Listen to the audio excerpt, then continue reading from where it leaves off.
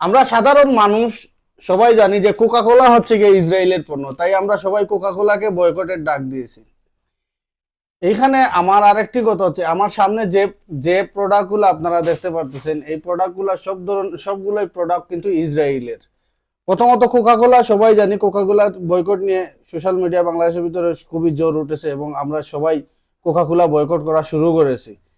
তারই সাথে সাথে এই যে সেভেন আপও কিন্তু ইসরায়েলের পণ্য।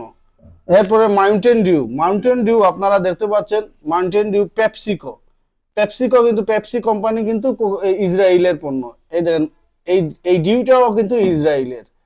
এরপরে আসা যাক স্প্রাইটও কিন্তু কোকা কোলার একটি পণ্য, স্প্রাইট। এরপরে আমরা যেটা বর্তমানে খাচ্ছি বেশিরভাগই সবগুলাই যদি ইসরায়েলের পণ্য হয়, তাহলে ফান্টা কি বাংলাদেশের?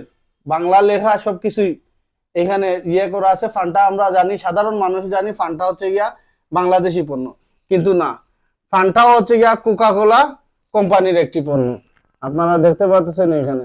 তো সাধারণ মানুষ আমরা হয়তো অনেকেই জানি না, যে শুধু জানি কোকা কোলা আর হয়তো পেপসির কথা কেউ বলে নাই।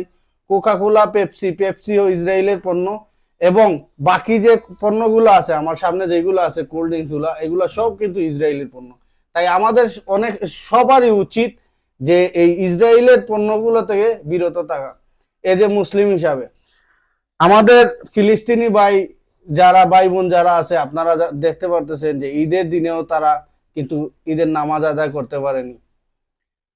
তো ইসরায়েলের এই পণ্যগুলা তারা এইখানে যে মূল আলোচনা যেটা, এই ধরনের পণ্যগুলা তারা বিক্রি করে ব্যবসা করতেছে মুসলিম কান্ট্রিগুলোতে, আর তারই সাথে সাথে তারা উপার্জন করে নিয়ে যাচ্ছে অনেক মিলিয়ন টাকা। আর এই টাকাগুলা দিয়ে তারা অস্ত্র তৈরি করে আমাদের মুসলিম ভাই বোনদের উপরেই অত্যাচার করতেছে।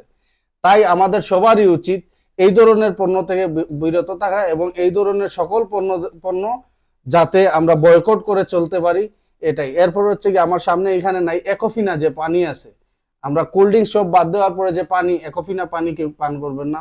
আরো অনেক ধরনের যে ইসরায়েলি পণ্য আছে, ধীরে ধীরে আমরা সবগুলা থেকে বেরিয়ে আসবো আশা করি। তো সবাইকে আবারও এই কথাটা বলতে চাচ্ছি যে এই ধরনের সমস্ত কোল্ড ড্রিঙ্কস থেকে আমরা যাতে বিরত থাকি। আর আরেকটি কথা হচ্ছে গিয়া, যেমন আমাদের মজো কোম্পানিকে বলতে চাই, আপনারা যেহেতু এই এই মজো আমরা কিন্তু এখন বেশিরভাগ খাচ্ছি, যেহেতু দেশি পণ্য, এইটা প্রতিদিন একটা কিনলে, আমরা একটা যদি কিনি তাহলে 1 টাকা করে এই ফিলিস্তিন ভাই বোনেরা পায়। তো আমার কথা হচ্ছে গিয়া, মজো কিন্তু আগে এইটা 30 টাকা ছিল, এখন 5 টাকা বাড়িয়ে 35 টাকা করা হয়েছে। তাদের উদ্দেশ্যে বলবো, সুযোগে কিন্তু আপনারা ব্যবসা করবেন না, নয়তো এদের মতো আপনাদেরকে আমরা বয়কট করতে দ্বিধাবোধ করব না। আশা করি সবাই বুঝতে পারছেন। ভিডিওটি ভালো লাগলে শেয়ার করে রাখবেন। ধন্যবাদ সবাইকে। আসসালামু আলাইকুম।